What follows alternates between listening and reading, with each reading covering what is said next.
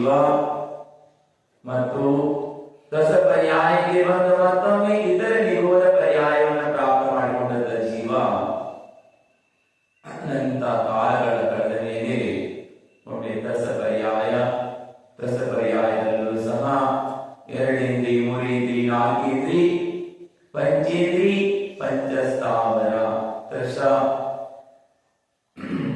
ಮನುಷ್ಯ ತಿರ್ಯಂಚ ಮತ್ತು ನರಕ ಮತ್ತು ಪುನಃ ಮನುಷ್ಯ ಪರ್ಯಾಯ ಮತ್ತೆ ಪುನಃ ದೇವ ಪರ್ಯಾಯ ಮತ್ತೆ ತಿರ್ಯಂಚ ಮನುಷ್ಯ ದೇವ ಪರ್ಯಾಯದಿಂದ ಮತ್ತು ಪುನಃ ಈ ಕೇಂದ್ರೀಯ ಪರ್ಯಾಯ ಆದಿಗಳಲ್ಲಿ ವನಸ್ಪತಿ ಆದಿಗಳಲ್ಲಿ ಜನ್ಮವನ್ನು ಪಡೆದು ಸಂಸಾರದಲ್ಲಿ ಅನಂತ ಕಾಲದಿಂದಲೂ ಸಂಸಾರ ಚಕ್ರ ಸಂಸಾರಿ ಜೀವವು ಪರಿಭ್ರಮಣೆಯನ್ನ ಮಾಡ್ತಾ ಇದೆ.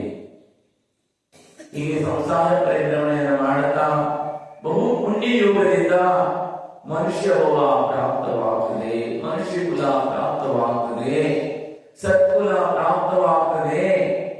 ಮಹಾಪುರುಷರು ಜನ್ಮವನ್ನು ಪಡೆದಂತ ಸತ್ಕರ್ಮವನ್ನ ಮಾಡತಕ್ಕಂತ ಸುಖವನ್ನ ಪ್ರದಾನ ಮಾಡತಕ್ಕಂತ ಸತ್ಕರ್ಮಗಳನ್ನ ಸತ್ಕ್ರಿಯೆಗಳನ್ನ ಮಾಡತಕ್ಕಂತ ಸತ್ಸಂಗಗಳು ದೇವ ಶಾಸ್ತ್ರ ಗುರುಗಳ ಸಾನ್ನಿಧ್ಯ ಪ್ರಾಪ್ತವಾಗುವಂಥದ್ದು ಮತ್ತು ಜ್ಞಾನ ಪ್ರಾಪ್ತವಾಗುವಂಥದ್ದು ಬಹು ದುರ್ಲಭದಿಂದ ದುರ್ಲಭವಾಗುತ್ತದೆ. ಒಂದು ಬಹು ಜನ್ಮಗಳಲ್ಲಿ ಪರಿಭ್ರಮಣೆ ಮಾಡಿರುವಂತಹ ಜೀವಕ್ಕೆ ಒಮ್ಮೆ ಇದು ಪುಣ್ಯದ ಉದಯದಿಂದ ಸತ್ಸಂಗ ಮತ್ತು ನಿಜವಾದಂತ ಜ್ಞಾನ ಪ್ರಾಪ್ತವಾಗುವುದು ಬಹು ದುರ್ಲಭದಿಂದ ಪ್ರಾಪ್ತವಾಗುತ್ತದೆ.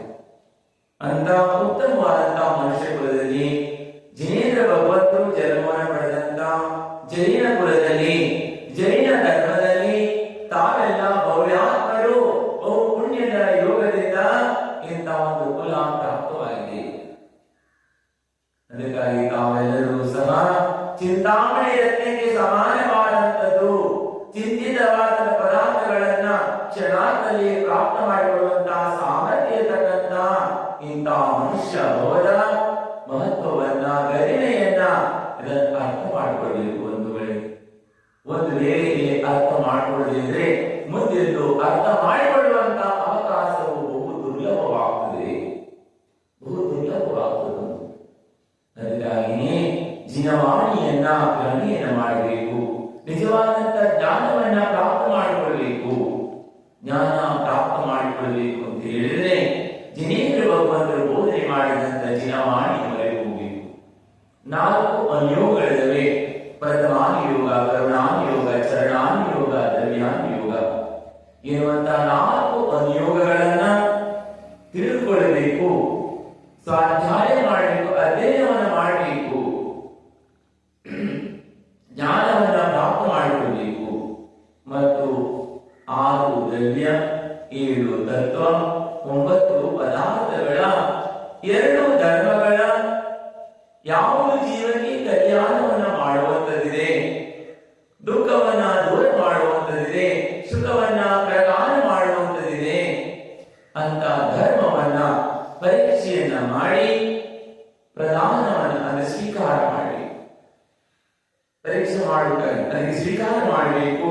ಅದಕ್ಕೆ ಆಚಾರ್ಯರು ಭವ್ಯ ಜೀವಿಗಳ ಉಪಕಾರಕ್ಕಾಗಿಯೇ ಜಿನವಾಣಿಯನ್ನ ಗ್ರಂಥದ ರಚನೆಯನ್ನ ಮಾಡಿ ಇಟ್ಟಿದ್ದಾರೆ. ಅದನ್ನು ಅಧ್ಯಯನವನ್ನು ಮಾಡಬೇಕು. ತಾವೆಲ್ಲರೂ ಸಹ ಅಧ್ಯಯನವನ್ನ ಮಾಡಿ ನಮ್ಮ ಆತ್ಮ ಕಲ್ಯಾಣವನ್ನು ಮಾಡಿಕೊಳ್ಬೇಕು, ಜ್ಞಾನವನ್ನ ಪ್ರಾಪ್ತ ಮಾಡಿಕೊಳ್ಬೇಕು. ಒಮ್ಮೆ ಜೀವನ ಕಳೆದು ಹೋದರೆ ಮತ್ತೆ ಮನುಷ್ಯ ಭಾವ ಸಿಗ್ತದೋ ಇಲ್ಲೋ ಗೊತ್ತಿಲ್ಲ. ಸತ್ಸಂಗವನ್ನ ಸದ್ಗತಿಗೆ ಪ್ರದಾನ ಮಾಡತಕ್ಕಂತ ನಾವು ಕರ್ಮವನ್ನ ಮಾಡದೇ ಇದ್ರೆ ಮತ್ತೊಮ್ಮೆ ಸಿಗುವುದು ಬಹಳ ದುರ್ಲಭವಾಗುತ್ತದೆ. ಒಮ್ಮೆ ಕಳೆದು ಹೋದರೆ ಸಮುದ್ರದಲ್ಲಿ ರತ್ನ ಎಸೆದರೆ ಮತ್ತು ಪುನಃ ಸಮುದ್ರದಿಂದ ರತ್ನ ಸಮುದ್ರದಲ್ಲಿ ಇದ್ದಂತ ರತ್ನ ತಿಳಿ ಮತ್ತು ಪುನಃ ಸಿಗಲಿಕ್ಕೆ ಸಾಧ್ಯ ಇದೆ, ದುರ್ಲಭವಾಗುತ್ತದೆ. ಅದೇ ರೀತಿ ಮನುಷ್ಯ ಭವ ಕಳೆದು ಹೋಯಿತು ಅಂತಂದಾದ್ರೆ ಮತ್ತು ಪುನಃ ಸಂಸಾರ ಎನ್ನುವಂತ ಮಹಾಸಾಗರದಲ್ಲಿ ಮಹಾನವಾದಂತಹ ರತ್ನ ಬೇರೆ ಮತ್ತೆ ಸಿಗುವುದು ದುರ್ಲಭವಾದಂತ ಅದಕ್ಕಾಗಿ ಒಂದು ಅಮೂಲ್ಯವಾದಂತಹ ಮನುಷ್ಯಭವನ ಸಾಧಕತೆಯನ್ನ ಮಾಡಿಕೊಳ್ಬೇಕು ಯಾರು. ಅದಕ್ಕಾಗಿ ಇಲ್ಲಿ ಸಂಸ್ಕಾರ ಶಿಬಿರವನ್ನ ಪೂರ್ಣವಾದಂತ ಜ್ಞಾನವನ್ನ ಪ್ರಾಪ್ತ ಮಾಡಿಕೊಳ್ಳಿಕ್ಕಾಗಿ ಬೇಸಿಕ್ ಹೋಗ್ಬೇಕು. ಯಾವುದು ಸ್ವಾಧ್ಯಾಯ ಮಾಡುವುದರಿಂದ ಸರಿಯಾದಂತ ಅರ್ಥ ಮಾಡ್ಕೊಳ್ಬೇಕಾದ್ರೆ ಏನಾಗಬೇಕು, ಒಂದು ಬೇಸಿಕ್ ಇಂದ ಹೋಗ್ಬೇಕಾಗ್ತದೆ. ಒಂದು ಹಂತದಿಂದ ಹೋದ್ರೆ ಮುಂದಿನ ಅಧ್ಯಯನಗಳೆಲ್ಲ ಅರ್ಥವಾಗ್ತದೆ. ಒಮ್ಮೆಲೆ ಮೇಲೆ ಮೇಲ್ಮಟ್ಟದ ಅಧ್ಯಯನಗಳನ್ನು ಮಾಡಿದ್ರೆ ಒಮ್ಮೆಲೆ ಅರ್ಥವಾಗಲ್ಲ, ಎಲ್ಲರಿಗೂ ಅರ್ಥವಾಗಲ್ಲ, ನೀವು ಅರ್ಥಲ್ಲ, ಎಲ್ಲರಿಗೂ ಹಾಗೆ. ಆದ್ರೆ ಯಾರು ಬೇಸಿಗೆಯಿಂದ ಹೋಗ್ತಾರೆ ನಿಧಾನವಾಗಿ ಆಮೇಲೆ ದೊಡ್ಡ ದೊಡ್ಡ ಗ್ರಂಥಗಳು ಸಹ ಅವರಿಗೆ ಅರ್ಥವಾಗ್ತದೆ. ಮತ್ತು ಗ್ರಂಥ ಅಧ್ಯಯನ ಮಾಡಿ ನಿಗ್ರಂಥತ್ವವನ್ನು ಪ್ರಾಪ್ತ ಮಾಡಿಕೊಳ್ಳುವಂತಹ ಸಾಮರ್ಥ್ಯ, ಶಕ್ತಿ, ಕ್ಷಮ ಬರ್ತದೆ ಅವರಿಗೆ. ಅದರ ಜೀವದಲ್ಲಿ ಅನಂತ ಶಕ್ತಿ ಇದೆ, ಅನಂತ ಬಲ ಇದೆ, ಅನಂತ ಜ್ಞಾನ ಇದೆ. ಅದು ಉದ್ಘಾಟನೆ ಮಾಡಿದಾಗ ಅದನ್ನ ಹೊರಗೆ ಹಚ್ಚಿದಾಗ ಪ್ರಾಪ್ತವಾಗಲಿಕ್ಕೆ ಸಾಧ್ಯ. ಅದಕ್ಕಾಗಿಯೇ ಸಾವಕ ಸಂಸ್ಕಾರ ಶಿಬಿರವನ್ನ ಆಯೋಜಿಸಲಾಗಿದೆ. ಜನಧರ್ಮ ಪ್ರಭಾವನಾ ಸಂಘದಿಂದ. ಜನಧರ್ಮ ಪ್ರಭಾವನಾ ಅಂದ್ರೆ ಯಾರು ಜೈನ ಕುಲದಲ್ಲಿ ಜನ್ಮವನ್ನು ಪಡೆದರೋ ಅಂತವರ ಜಿನಧರ್ಮವನ್ನು ಯಾರು ಅನುಕರಣೆ ಮಾಡ್ತಾ ಇದ್ದಾರೆ, ಯಾರು ಜಿನಧರ್ಮವನ್ನ ಪಾಲನೆ ಮಾಡ್ತಾ ಇದ್ದಾರೆ, ಜಿನೇಂದ್ರ ಭಗವಂತರು ಬೋಧನೆ ಮಾಡಿದ ತತ್ವಗಳನ್ನ ಯಾರು ಶಿರಸ ಪಾಲನೆ ಮಾಡ್ತಿದ್ದಾರೆ, ಶ್ರದ್ಧಾ ಮಾಡ್ತಿದ್ದಾರೆ, ಭಕ್ತಿಯನ್ನು ಮಾಡ್ತಾ ಇದ್ದಾರೆ, ಅಂತವರು ಸಂಘ ಇದೆ. ಅಂತ ಜಿನೇಂದ್ರ ಭಗವಂತರು ಬೋಧನೆ ಮಾಡಿದ ಜಿನವಾಣಿಯನ್ನ ಭವ್ಯ ಜೀವಿಗಳಿಗೆ ಅದನ್ನ ಮನ ಮುಟ್ಟುವ ಹಾಗೆ ಆಯೋಜನೆಯನ್ನು ಮಾಡುವಂಥದ್ದು, ಅಂತ ಕಾರ್ಯಕ್ರಮಗಳನ್ನು ಮಾಡುವಂಥದ್ದು, ಜನರ ಕಲ್ಯಾಣಕ್ಕಾಗಿ, ಲೋಕ ಕಲ್ಯಾಣಕ್ಕಾಗಿ, ಎಲ್ಲಾ ಜೀವಿಗಳ ಉದ್ಧಾರಕ್ಕಾಗಿ ಅಂತವನ್ನ ಮಾಡುವಂತವರು ಯಾರು ಅಂದ್ರೆ ಜಿನನ ಅನುಯಾಯಿಗಳು. ಅಂತ ಒಂದು ಅಂತವರಿಂದಲೇ ಈ ಸಂಘದ ಒಂದು ಕಾರ್ಯಕ್ರಮವನ್ನು ಇಟ್ಕೊಳ್ಳಲಾಗಿದೆ. ಎಲ್ಲರಿಗೂ ಸಹ ಸಂಸ್ಕಾರ ಶಿಬಿರವನ್ನು ಸಂಸ್ಕಾರವನ್ನು ಕೊಡುವಂಥದ್ದು. ಸಂಸ್ಕಾರದಿಂದ ಜೀವಿ ಉನ್ನತಿ ಪ್ರಾಪ್ತವಾಗುತ್ತದೆ. ಪಾಷಾಣ ಸಹ ಭಗವಾನ್ ಆಗ್ತದೆ. ಅಂದ್ರೆ ಕಲ್ಲು ಸಹ ಸಂಸ್ಕಾರದಿಂದ ಏನಾಗ್ತದೆ, ಭಗವಾನ್ ಆಗ್ತದೆ. ನೀವು ಅಭಿಷೇಕ ಮಾಡ್ತಾ ಇದ್ದೀರಿ, ಪೂಜೆ ಮಾಡ್ತಾ ಇದ್ದೀರಿ, ಹಾಗೆ ಶ್ರಾವಕರು, ಗುರುಗಳು ಎಲ್ಲರೂ ಸಹ ತಿರಿಯಂಚರೆಲ್ಲ ವಂದನೆಯನ್ನು ಮಾಡ್ತಾರೆ, ಭಕ್ತಿಯನ್ನು ಮಾಡ್ತಾರೆ, ತಮ್ಮ ಆರಾಧನೆಯನ್ನು ಮಾಡ್ತಾರೆ, ಆರಾಧಿಸ್ತಾರೆ. ಆದ್ರೆ ಆ ಕಲ್ಲು ಗಣಿಯಲ್ಲಿದೆ, ಯಾರು ಆರಾಧನೆ ಮಾಡ್ತಾರೆ? ಗಣಿಯಲ್ಲಿದೆ ಕಲ್ಲು, ಆ ಕಲ್ಲನ್ನು ಆರಾಧಿಸ್ತಾರೆ ಯಾರು? ಯಾರು ಆರಾಧಿಸರು. ಆದ್ರೆ ಅದು ಏನಾಗಿದೆ, ಶಿಲ್ಪಿ ಕೈಗೆ ಒಂದು ಮೂರ್ತಿಯಾಗಿ ನಿರ್ಮಾಣವಾಯಿತು ಮತ್ತು ಅದಕ್ಕೆ ಸಂಸ್ಕಾರವನ್ನ ಪ್ರದಾನ ಮಾಡಿ ಸಂಸ್ಕಾರಿತವಾಗಿ ಅದು ಏನಾಗಿದೆ, ಪಾಷಾಣ ಭಗವಾನ್ ಆಗಿದೆ.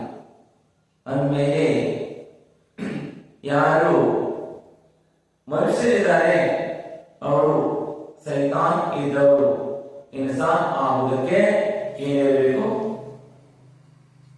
ಅದು ಸಂಸ್ಕಾರ ಬೇಕು. ಸಂಸ್ಕಾರದಿಂದ ಏನಾಗುತ್ತದೆ, ಅವರು ಸಹ ಒಂದು ದಿವಸ ಭಗವಾನ್ ಆಗುವುದಕ್ಕೆ ಸಾಧ್ಯ, ಭಗವತತ್ವವನ್ನ ಪ್ರಾಪ್ತ ಮಾಡಿಕೊಳ್ಳಿ ಸಾಧ್ಯ. ಅದಕ್ಕಾಗಿ ಸಂಸ್ಕಾರವನ್ನ ಪ್ರಾಪ್ತ ಮಾಡಿಕೊಳ್ಳಬೇಕು. ಬಹು ದುರ್ಲಭದಿಂದ ಪ್ರಾಪ್ತವಾಗುತ್ತದೆ. ತಾವು ಏನು ಅರ್ಥವಾಗಲಿ ಇರಲಿ. ಈ ಸಂಸ್ಕಾರ ಶಿಬಿರದಲ್ಲಿ ಸಮಯಕ್ಕೆ ಸರಿಯಾಗಿ ಯಾವ ಸಮಯದಲ್ಲಿ ಕ್ಲಾಸ್ ಪ್ರಾರಂಭವಾಗುತ್ತದೆ ಅದಕ್ಕಿಂತ 10 ನಿಮಿಷ ಮುಂಚಿತವಾಗಿ ಕ್ಲಾಸ್ ನಲ್ಲಿ ಬಂದು ಕೂತ್ಕೊಳ್ಳಿ. ಅನುಶಾಸನಗಳ ಪಾಲನೆ ಮಾಡಬೇಕು. ನಮಗೆ ಸಮಯ ಇಲ್ಲ ಮಾರಾದ್ರೆ ಬರ್ಲಿಕ್ಕಾಗಲ್ಲ, ನಿಮಗೆ ಯಾವಾಗ ಸಮಯ ಆಗುವುದಿಲ್ಲ, ಇನ್ನು ಯಾವಾಗ ಸಮಯ ಆಗಲಿಕ್ಕೆ ಸಾಧ್ಯ? ಜೀವನ ಪೂರ ಕಳೆದು ಹೋಗ್ತಾ ಇದೆ. ಯಾರಿಗೂ 30, ಯಾರಿಗೂ 40, 50, 60, 70 ಪೂರ ಜೀವನ ಕಳೆದು ಹೋಗ್ತಾ ಇದೆ. ಯಾವ ಸಮಯ ಆಗುದಿಲ್ಲ. ಕೇವಲ ಒಂದು 3-4 ಗಂಟೆ ಆದರೂ ಸಮಯವನ್ನು ಕೊಡ್ರಿ. ಇಷ್ಟು ಕ್ಲಾಸ್ ಅಟೆಂಡ್ ಮಾಡಿ ಆಮೇಲೆ ನಿಮಗೆ ಏನು ಮಾಡಬೇಕು, ಏನು ಬಿಡಬೇಕು, ನಾವು ನಿಮಗೆ ಯಾವುದನ್ನು ಸಹ ಯಾವುದೇ ಜಬರ್ದಸ್ತಿಯಾಗಿ ಒತ್ತಾಯಪೂರ್ವಕವಾಗಿ ನಿಮಗೆ ಯಾವ ತ್ಯಾಗ ಮಾಡಿ ಇದು ಹಿಡ್ಕೊಳ್ಳಿ ಅಂತ ಹೇಳೋದು.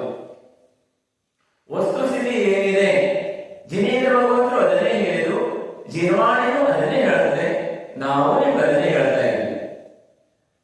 ನಿಮಗೇನು ಗ್ರಹಣೆ ಮಾಡಬೇಕು, ಯಾವುದನ್ನ ತ್ಯಾಗ ಮಾಡಬೇಕು ಅನ್ನುವಂತ ನೀವು ಜ್ಞಾನಿಯಾದಾಗ ಸ್ವತಃ ನೀವೇ ನಿರ್ಣಯವನ್ನು ಮಾಡ್ತೀರಿ, ನಾನೇ ಮಾಡಬೇಕು ಬಿಡಬೇಕು ಅನ್ನೋದು. ಅದಕ್ಕಾಗಿ ಇಷ್ಟು ಕ್ಲಾಸ್ ಅಟೆಂಡ್ ಮಾಡಿ. ಈಗ ಪ್ರಥಮವಾದಂತ ನಿಮ್ಮಲ್ಲಿ ಏನಾಗ್ತಾ ಇದೆ, ಹಾರಿಗೆಯಲ್ಲಿ ಮೊದಲೇ ಶಿಬಿರವಾಗ್ತಾ ಇದೆ. ಮುಂಬರುವಂತ ದಿನಗಳಲ್ಲಿ ಅಕ್ಕಪಕ್ಕದಲ್ಲಾಗ್ಬೋದು ಅಥವಾ ಮುಂದಿನ ದಿನಗಳಲ್ಲಿ ನಿಮ್ಮಲ್ಲಿ ಶಿಬಿರ ಆದರೂ ಸಹ ಎಲ್ಲ ಶಿಬಿರಗಳಲ್ಲಿ ಜನ ಸಂಸ್ಕಾರ ಭಾಗ 1, 2 ಮತ್ತೆ ಸಾವಕಾಚಾರ, ತತ್ವಾರ ಸೂತ್ರ, ಚಹರಾಲ, ದ್ರವ್ಯ ಸಂಗ್ರಹ, ಇಷ್ಟೋಪದೇಶ, ಚವಿಷ್ಠಾನ ಆದಿ ಗ್ರಂಥಗಳನ್ನ ಬೇಸಿಕ್ ಇಷ್ಟು ನಾಲೆಜ್ ಆಗ್ತದೆ ನಿಮಗೆ. ಇದನ್ನ ಅಧ್ಯಯನವನ್ನು ಮಾಡಿದ್ರೆ ನಿಮ್ಗೆ ಗೊತ್ತಾಗ್ತದೆ ಯಾವುದು ಪ್ರಥಮಾನುಯೋಗ, ಯಾವುದು ಕರುಣಾನುಯೋಗ, ಯಾವುದು ಚರಣಾನುಯೋಗ, ಎಲ್ಲರ ನಿಮಗೆ ಜ್ಞಾನವಾಗ್ತದೆ. ಯಾರು ಶ್ರಾವಕರಿದ್ದಾರೆ, ಯಾರು ಮುನಿಗಳಿದ್ದಾರೆ, ಧರ್ಮ ಯಾವುದು, ಅಧರ್ಮ ಯಾವುದು, ಯಾವುದರಿಂದ ಕಲ್ಯಾಣವಾಗ್ತದೆ, ಯಾವುದರಿಂದ ಅಕಲ್ಯಾಣವಾಗ್ತದೆ ಎನ್ನುವುದು ಸ್ವತಃ ತಾವು ನಿರ್ಣಯವನ್ನು ಮಾಡ್ತಿರುವುದು. ಅದಕ್ಕಾಗಿ ತಾವೆಲ್ಲರೂ ಸಹ ಹೆಚ್ಚಿನ ಸಂಖ್ಯೆಯಲ್ಲಿ ಇದರಲ್ಲಿ ಸಮಯಕ್ಕೆ ಸರಿಯಾಗಿ ಬರಬೇಕು ಮತ್ತು ಸಂಸ್ಕಾರವನ್ನು ಪ್ರಾಪ್ತ ಮಾಡಿಕೊಳ್ಳಬೇಕಂದ್ರೆ ಅನುಶಾಸನಗಳನ್ನು ಕಡ್ಡಾಯವಾಗಿ ಪಾಲನೆ ಮಾಡಬೇಕು, ಅನುಶಾಸಿತರಾಗಿರ್ಬೇಕು. ಅನುಶಾಸನ ಇಲ್ಲದಿದ್ರೆ ಏನು ಸಹ ಪ್ರಾಪ್ತ ಮಾಡಿಕೊಳ್ಳಿಕ್ಕಾಗಲ್ಲ. ಅನುಶಾಸನ ನಮ್ಮ ಕಲ್ಯಾಣಕ್ಕಾಗಿ, ನಮ್ಮ ಹಿತಕ್ಕಾಗಿ ಇರ್ತದೆ, ಅದನ್ನ ಪಾಲನೆ ಮಾಡಬೇಕು. ಹಾಗಾಗಿ ಎಲ್ಲರೂ ಸಹ ಈ ಶಿಬಿರದಲ್ಲಿ ಬಂದು ಪಾಲ್ಗೊಳ್ಳಬೇಕು. ಇಂಥ ಅವಕಾಶಗಳನ್ನ ಕಳೆದುಕೊಳ್ಬೇಡಿ. ಅದರಲ್ಲೂ ಸಹ ಹೆಚ್ಚಿಗೆ ಆದಂತ ಒತ್ತನ್ನ ಮಕ್ಕಳಿಗೆ ಕೊಡಬೇಕು.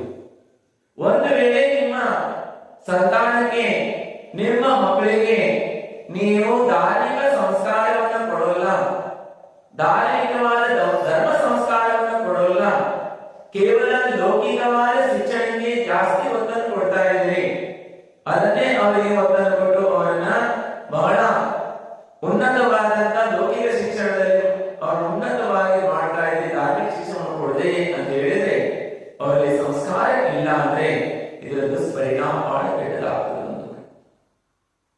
ಕೇವಲ 8 ದಿವಸ ಏನ್ ಮಾಡಿ, ಒಂದು 8 ದಿವಸ ವರ್ಷದಲ್ಲಿ ಧಾರ್ಮಿಕ ಶಿಕ್ಷಣದಲ್ಲಿ ನಿಮ್ಮ ಬಾಲಕ ಬಾಲಕಿಯರನ್ನ ಅವಶ್ಯವಾಗಿ ಕರೆದುಕೊಂಡು ಭರ್ತಿ ಮಾಡಬೇಕು. ಬೇರೆ ಯಾವುದೇ ವಿಚಾರ ನಡೀತದೆ. ಕೆಲವರೆಲ್ಲ ವಿಚಾರ ಮಾಡ್ತಾ ಇದ್ದಂತೆ, ಈಗ ಅಕ್ಟೋಬರ್ ರಜೆ ಬರ್ತಾ ಇದೆ, ರಜೆಯಲ್ಲಿ ಶಿಬಿರ ಕಳಿಸಿದ್ರೆ ಶಿಬಿರದಲ್ಲಿ ನಮ್ಮ ಮಕ್ಕಳು ಬೇರೆ ಕಡೆ ನೆಂಟರ ಮನೆಗೆ ಹೋಗೋದು ಯಾವಾಗ,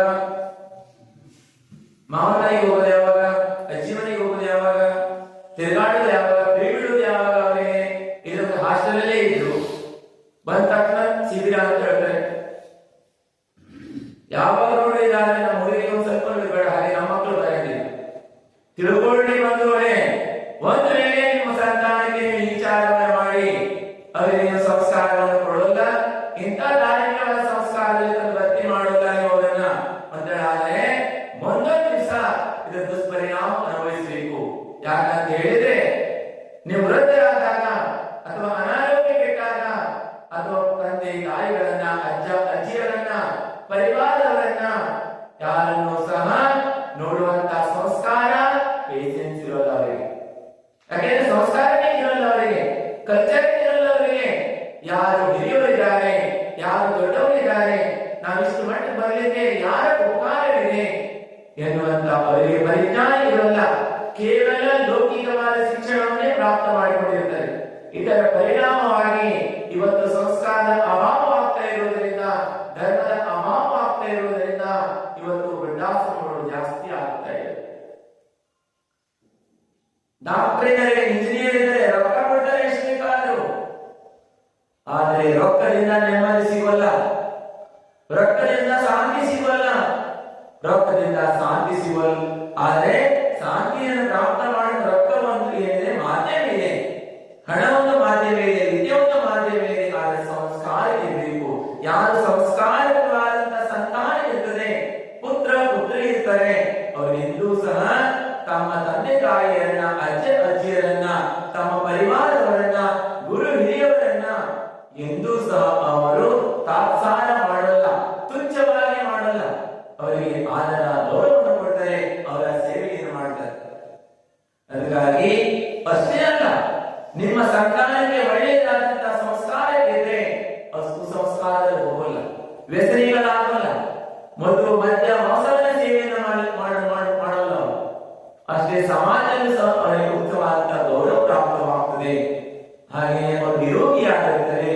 ಇಹದಲ್ಲೂ ಸಹ ಅವರು ಈ ಲೋಕದಲ್ಲಿ ಉತ್ತಮವಾಗಿ ಜೀವನವನ್ನು ಸಾಗಿಸ್ತಾರೆ, ಸುಖವನ್ನು ಭೋಗಿಸ್ತಾರೆ. ಮುಂದಿನ ಲೋಕದಲ್ಲೂ ಸಹ ದೇವ ಶಾಸ್ತ್ರ ಗುರುಗಳ ವಿಧಿಯನ್ನು ಮಾಡುವುದರಿಂದ, ಧರ್ಮವನ್ನು ತಾನು ಗ್ರಹಣೆ ಮಾಡಿದ್ರಿಂದ ಮುಂದಿನ ಲೋಕದಲ್ಲೂ ಸಹ ಅವರು ಸುಖವನ್ನು ಪ್ರಾಪ್ತ ಮಾಡಿಕೊಳ್ಳುತ್ತಾರೆ. ಧರ್ಮ ಕೇವಲ ಮುಂದಿನ ಲೋಕ ಅಷ್ಟೇ ಅಲ್ಲ, ಈ ಲೋಕದಲ್ಲೂ ಹೇಳ್ತಾ ಇದೆ. ಈ ಲೋಕದಲ್ಲಿ ಏನಾದರೂ ಕಿಂಚಿತವಾಗಿ ಸಂಸಾರ ಸುಖ ಇರಬೇಕು, ತಂದೆ ತಾಯಿ ಪತ್ನಿ ಮಕ್ಕಳು ಪರಿವಾರದವರು ಯಾರ ಕುಟುಂಬದಲ್ಲಿ ಸಂಸ್ಕಾರಕರಿರ್ತಾರೆ, ಪತಿ ಪತ್ನಿ ಧಾರ್ಮಿಕರಿರ್ತಾರೆ, ಸಂತಾನ ಧಾರ್ಮಿಕರಾಗಿರ್ತಾರೆ, ಆ ಪರಿವಾರದಲ್ಲಿ ಸುಖ ಇರ್ತದೆ, ನೆಮ್ಮದಿ ಇರ್ತದೆ. ಬೇಕಾದಷ್ಟು ಹಣ ಇದೆ, ಸಂಪತ್ತಿದೆ, ಆಸ್ತಿ ಇದೆ. ಇವತ್ತು ತಾವೆಲ್ಲ ಕಣ್ಣು ಮುಂದೆ ನೋಡ್ತಾ ಇದ್ದೀರಿ ಬಂಧುಗಳೇ, ಆದ್ರೂ ತಾವು ಕಣ್ಣು ಮುಚ್ಕೊಂಡಿದ್ದೀರಿ, ಕಣ್ಣನ್ನ ತೆರೀತಾ ಇಲ್ಲ. ಇಂಥ ಸಂಸ್ಕಾರ ಶಿಬಿರಗಳನ್ನು ಮಾಡ್ತಾ ಇದೆ ಅಂತ ಹೇಳಿದ್ರೆ ಅದಕ್ಕೆ ಸಹಾಯವನ್ನು ಮಾಡಬೇಕು, ತನ್ನವರ ದನಗಳ ಸಹಾಯವನ್ನು ಮಾಡಬೇಕು, ಮಾಡುವವರಿಗೆ ಪ್ರೋತ್ಸಾಹವನ್ನು ಮಾಡಬೇಕು. ಹಾಗೆ ತಮ್ಮವರನ್ನ ಕರ್ಕೊಂಡು ಸಂಸ್ಕಾರ ಭರ್ತಿ ಮಾಡಬೇಕು. ಅದನ್ನು ಮಾಡೋದನ್ನು ಬಿಟ್ಟು ಇನ್ನು ಕೆಲವರು ಇಂಥ ಸಂಸ್ಕಾರ ಶಿಬಿರವನ್ನು ಮಾಡುವುದನ್ನ ವ್ಯರ್ಥವಾಗಿ ಮಾಡ್ತಾ ಇದ್ದಾರೆ, ಸಮಯ ವ್ಯರ್ಥವಾಗಿ ಕಳೀತಾ ಇದ್ದಾರೆ, ವ್ಯರ್ಥವಾಗಿ ದುಡ್ಡನ್ನು ಖರ್ಚು ಮಾಡ್ತಾ ಇದ್ದಾರೆ ಅನ್ನುವಂಥದ್ದನ್ನ ವಿಪರೀತವಾಗಿ ವಿಚಾರವನ್ನ ಮಾಡ್ತಾ ಇದ್ದಾರೆ. ನಿಶ್ಚಿತವಾಗಿ ಜೀವ ಉನ್ನತಿಗೆ ಕಾರಣವಾದಂಥದ್ದಲ್ಲ, ಇಹ ಪರ ಮತ್ತು ಸಮಾಜ ಎಲ್ಲರ ಇದು ದುರ್ಗತಿಗೆ ಕಾರಣವಾಗುತ್ತದೆ. ಈ ಪ್ರಕಾರ ವಿಚಾರಗಳನ್ನು ಮಾಡಬಾರದು. ಧರ್ಮಾತ್ಮರಾದಂಥವರು ಧರ್ಮ ಮಾರ್ಗದಲ್ಲಿರಬೇಕು, ತಾವು ಧರ್ಮಾತ್ಮರಾಗಬೇಕು. ಹಾಗೆ ಬೇರೆಯವರು ಸಹ ಧರ್ಮಾತ್ಮರಾಗಿ ಸಮಾಜ, ದೇಶ, ಮನೆ, ರಾಷ್ಟ್ರ ಎಲ್ಲವೂ ಸುಖವಾಗಿರಬೇಕು ಅಂತ ಹೇಳಿದ್ರೆ ಒಂದೇ ಒಂದು ಧರ್ಮದ ಸರಣಿ. ಧರ್ಮದಿಂದ ಮಾತ್ರ ಸಾಧ್ಯ. ಅಂತ ಧರ್ಮ ಏನು ಪ್ರಾಪ್ತವಾಗ್ತದೆ? ಹಿಂದೆಲ್ಲ ಗುರುಕುಲದಲ್ಲಿ ಅಧ್ಯಯನ ಮಾಡ್ತಿದ್ರು, ಅಲ್ಲಿ ಒಂದು ಗುರುಕುಲ ಪದ್ಧತಿ ನಾಶವಾಗಿ ಹೋಗಿದೆ. ಗುರುಕುಲಗಳಲ್ಲಿ ಇವತ್ತೆಲ್ಲ ಏನಾಗಿದೆ, ಬೇರೆ ಶಿಕ್ಷಣ ಪದ್ಧತಿ ಚೇಂಜ್ ಆಗಿದೆ. ಕಲಿಸುವಂತವರು ಚಾರಿತ್ರವಾಗಿರ್ತಿರು, ಆಚಾರವಂತರಿರ್ತಿರು, ವಿಚಾರವಂತರಿರ್ತಿರು. ಆದ್ರೆ ಇವತ್ತಂತ ಗುರುಗಳು ಅಧ್ಯಾತ್ಮ ಗುರುಗಳಿಂದ ಇವತ್ತು ಕಲಿಸುವಂತವ್ರು. ಲೌಕಿಕವಾದ ನಮ್ಮ ಉಪಜೀವನ ನಡೆಸಲಿಕ್ಕಾಗಿ ಗುರು ಅಂದ್ರೆ ವೃತ್ತಿಯನ್ನು ಮಾಡುವಂತವರು ಇದ್ದಾರೆ, ಸೇವೆ ಮಾಡುವಂತವರು ಇಲ್ಲ, ವೃತ್ತಿಯಾಗಿದೆ ಇವತ್ತು. ಹಾಗಾಗಿ ಸಂಸ್ಕಾರ ಸಿಗೋಲ್ಲ. ಅದಕ್ಕಾಗಿ ಸಂಸ್ಕಾರ ಎಲ್ಲಿ ಸಿಗ್ತದೆ ಅಂದ್ರೆ ಇಂಥ ಧಾರ್ಮಿಕ ಸಂಸ್ಕಾರ ಶಿಬಿರಗಳಲ್ಲಿ ಸಿಗ್ತದೆ, ಗುರುಗಳ ಸಾನ್ನಿಧ್ಯದಲ್ಲಿ ಸಿಗ್ತದೆ. ಇಂಥ ಧರ್ಮ ಸಂಸ್ಕಾರವನ್ನ ತಮ್ಮ ಸಂತಾನಕ್ಕೆ ಇಂದೂ ಸಹ ವಂಚಿತರಾಗಿ ಬಿಡಬೇಡಿ.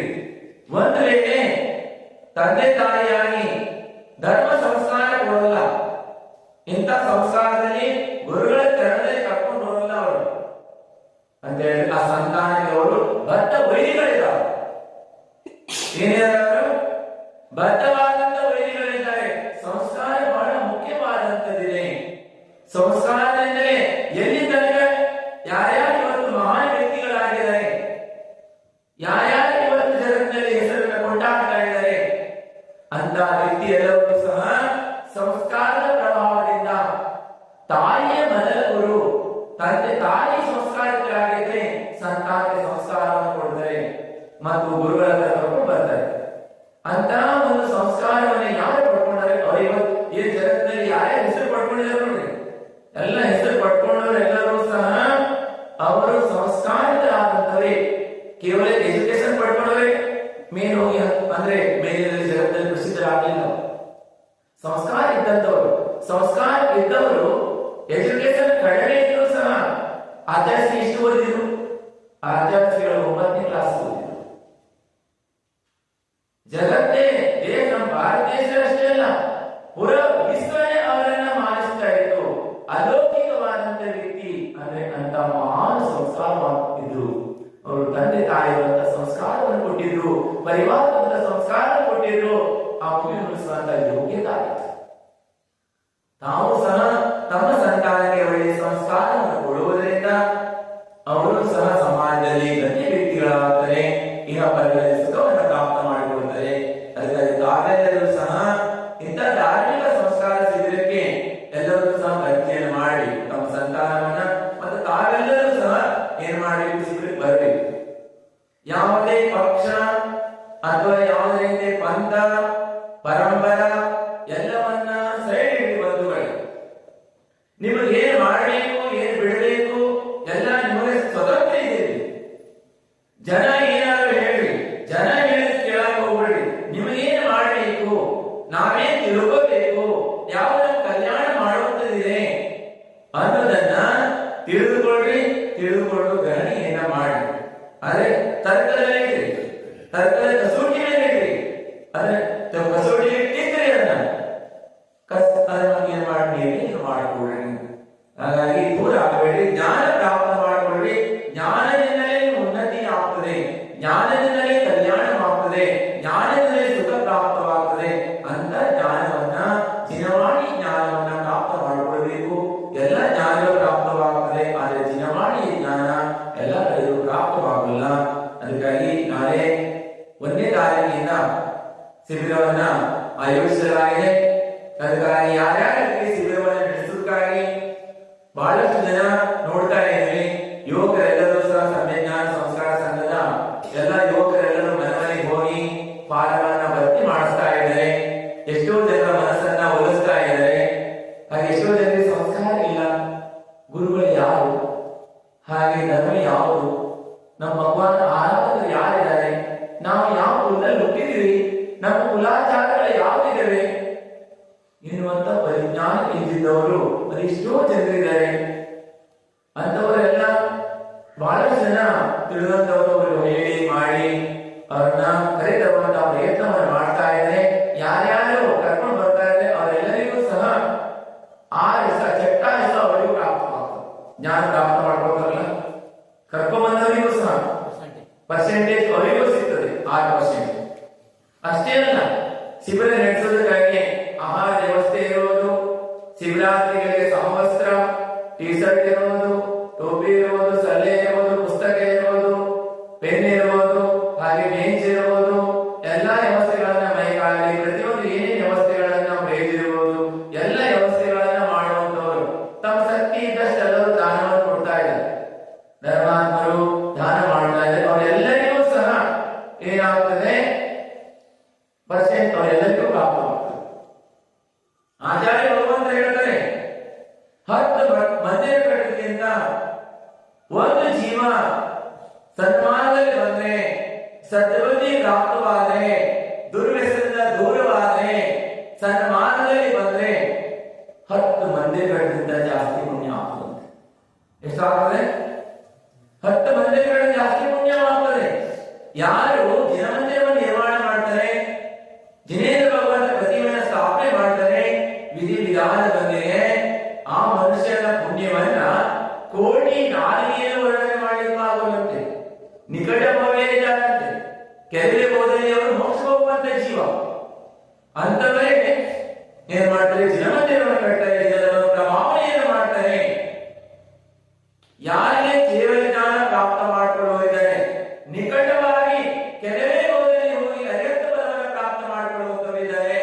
ಅಂತ ಜೀವಿಗಳೇ ಜಿನೇಂದ್ರ ಭಗವಂತ ಬೋಧನೆ ಮಾಡಿದಂತ ಜಿನತೀರ್ಥದ ಜಿನಧರ್ಮದ ಪ್ರಭಾವನೆಯಲ್ಲಿ ಅವರು ತಮ್ಮ ತನು ಮನ ಧನಗಳನ್ನ ಸಂಯೋಗ ಮಾಡೋದಕ್ಕೆ ಸಾಧ್ಯ.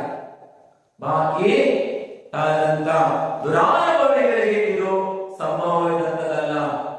ಯಾರು ದುರಾನುಭವಿಗಳಿದ್ದಾರೆ, ಅಭವ್ಯರಿದ್ದಾರೆ ಅಂತ ಜೀವಿಗಳು ಇದನ್ನ ವಿರೋಧವನ್ನು ಮಾಡ್ತಾರೆ.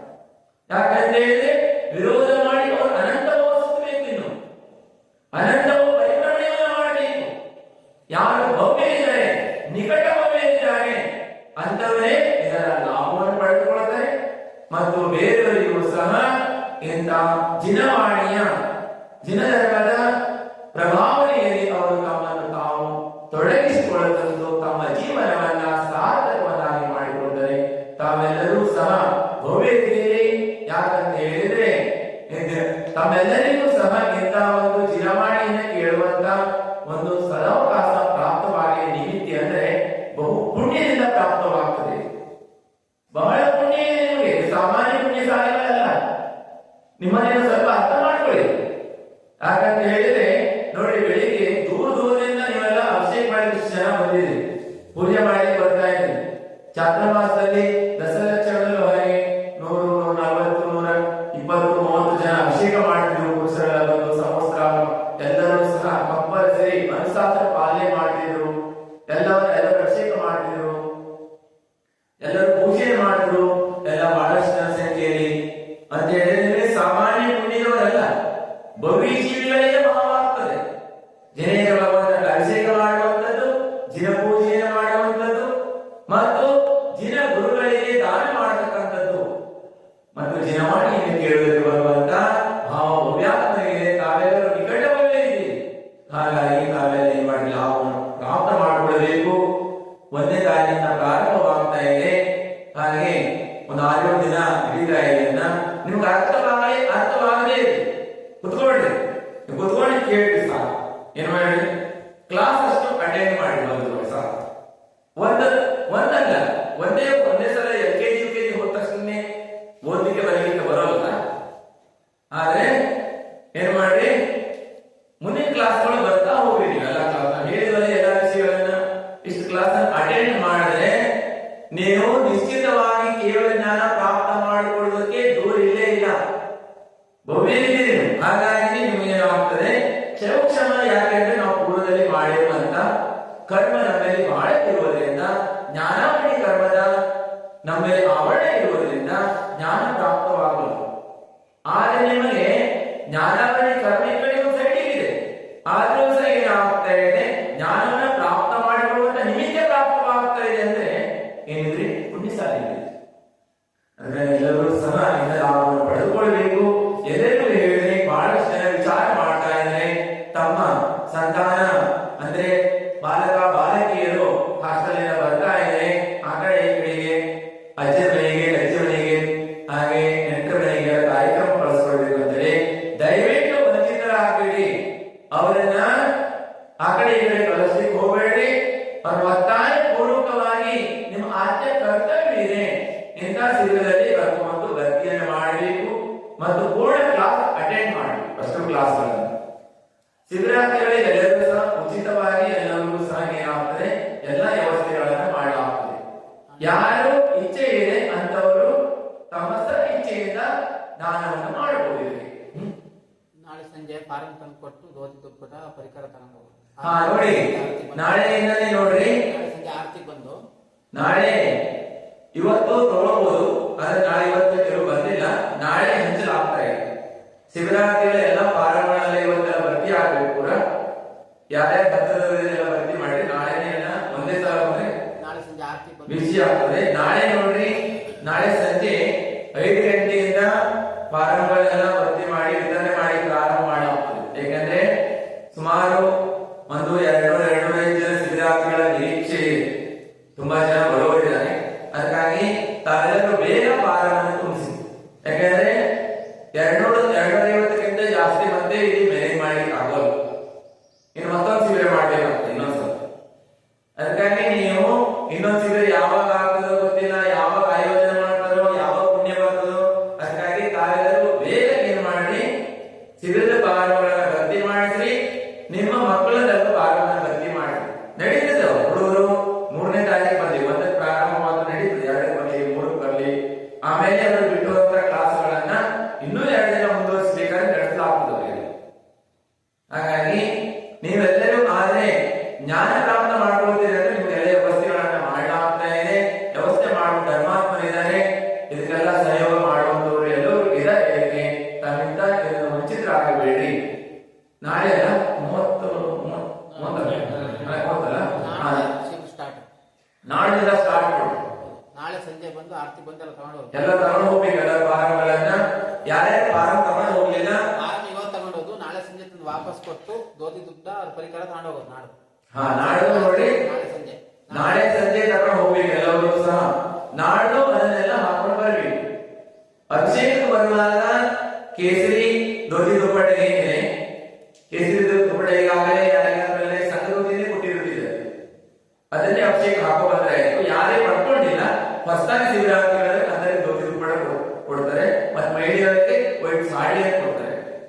ಇನ್ನು ಪುರುಷರಿಗೆ ಶಿಬಿರದಲ್ಲಿ ಕೂತ್ಕೊಳ್ಳೋರಿಗೆ ಕೆಲವು ಟಿ ಶರ್ಟ್ ಬಂದಾಗ ಕೆಲವೊಂದು ಎಷ್ಟು ಆಗ್ತದೆ ಅಷ್ಟು ಸಂಪರ್ಕ ಮಾಡ್ತಾರೆ ಸಂಘದವರು, ಅದನ್ನ ಅವರಿಗೂ ಸಹ.